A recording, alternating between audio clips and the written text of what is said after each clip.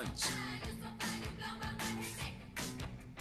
Missed any of the show today? Sports1280.com, NOLA.com, iTunes, SoundCloud, YouTube page, and of course, Clyde will have a couple of updates later on today at NOLA.com. Does a great job slicing video, doing the audio, doing it all. So go check that out later on today at NOLA.com.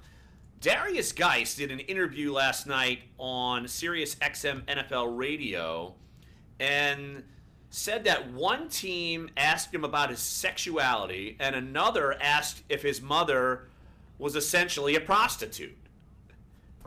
Do you think those are appropriate questions in a job interview? Let me think. No.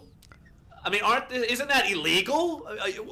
Just because you think you're the NFL and you could be Meathead Central, and you think, oh, we could just do whatever the hell we want. That's obnoxious. Haven't some of these meatheads learned their lesson over the years? I mean, we've clearly not been down this road before. Clearly not. It's just ridiculous. Absolutely. Here's what Derrius Guice had to say, quote, "It was pretty crazy. Some people are really trying to get in your head and test your reaction."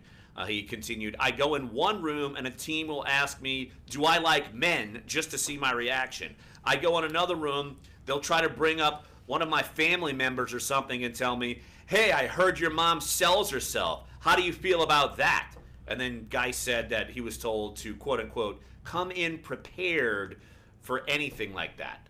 The NFL and the NFLPA have extremely strong reactions to that. And some of the questions that I'm told via spokesperson from the NFL, Brian McCarthy, that are shared with people who are doing the questioning at the combine with the teams. Here are the questions you're not supposed to ask about. Do you like women or men? Are you gay or straight? Do you have any children or dependents? If yes, who has primary caretaking responsibilities? And did you marry your child's mother? Why not? I mean, haven't we gone down this road before with some of these questioning? And it's basically the stigma of, oh, well, if you're gay, you can't play in the NFL, or just insanity. Like, this is like human resources. Look, you can't do these sort of things. I understand why they're trying to get to know people off the field and trying to learn about their personal lives, but that's what their scouts do. That's what they're there to do long before they get to the combine.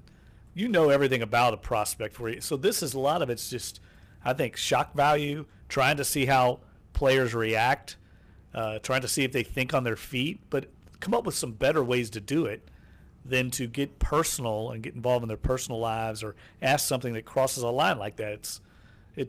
We're in 2018. And it's funny because the NFL, well, at least teams, I remember when Michael Sam was entering the draft, and look, Sean Payton, I remember he was asked about sexual orientation, this and that, at the NFL owners meetings, and his answer was exactly what you would hope it would be, in that, of course, we're welcome in this and that and the other, and yet some teams still behind closed doors want to throw these things at people and insinuate, well, if you're gay, it's going to be a problem. Okay, well, that's not the way it should be, and that's not the way a lot of people think. But some people, is this the majority? I don't know. But the fact that this is being asked, Derrius Guice isn't the first person being asked about this at the combine this year, even though we're supposed to be past this. How long do you think it's going to be before, well, now that this story is out, how long do you think it's going to be before, someone eventually figures out what team, what organization did it, maybe not name drop so that, they don't lose access, but it's only a matter of time, because eventually, isn't that the only way this is going to stop? The only way that this is going to stop is that we have to start having some names of people or teams who are doing this, and they have to be brought to justice, because you're right. Justice. Yeah, this got to be brought to justice. This is what it is. Wild West here? Yeah, I mean, at some point, because it's unnerving that questions like this are still being asked to potential NFL football players, because you're right. No one's going to, it's not going to be 3rd and 1, and you're going to hand off, and then as soon as you go up the middle, a linebacker's going to come up and ask you, it's like, hey, are you married to your baby mama? Right, exactly. No one's going to do that. Well, just think back, and this is according to the USA Today story, when the NFL did an investigation to similar inappropriate questions that were asked to Eli Apple when he was at the Combine a couple of years ago, and they did find out. The question came from an Atlanta Falcons assistant, and at the time, Dan Quinn said in a statement that he spoke to the assistant who asked the insensitive question and, quote, explained to him how inappropriate and unprofessional that was. Dan Quinn did not name the assistant coach, but the NFLPA wants whoever's asking this, get that team tossed out of the Combine as far as being able to interview players. I would totally agree with that. Well, all I'd they be got to fine do with is talk to Derrius Guice, right? Yeah. Now, is he going to want to admit that? Maybe not, because maybe what if that team wants to draft him? And it sounded like, at least just from reading his comments from the interview, he did not take it as far as take offense to it. But still, this can't happen. Like, this is not where we are. Especially in a league where 85% of your base of workers or players have some kind of, if they're not lucky and come from two-parent households, have come from a very increasingly tough background. Derrius Guice has come from a very increasingly tough childhood. To ask him these kind of questions is an insult not only to who he is as a person, but it's an insult to how he has worked his butt off to get to the point where he is now. And to know that you have to go into these meetings and have these questions asked to you about your mom, your mother who was a single parent, who he has an older brother who also lost a father. How insensitive do you have to be about a person that's going to come into your organization possibly and try to help you win? Well, I don't think there's anything wrong with asking, but there's a way of asking something, and that it would be like, tell me about your family. Tell me about your childhood or how you were brought up. Lots of players, I think lots of teams would see it as a positive.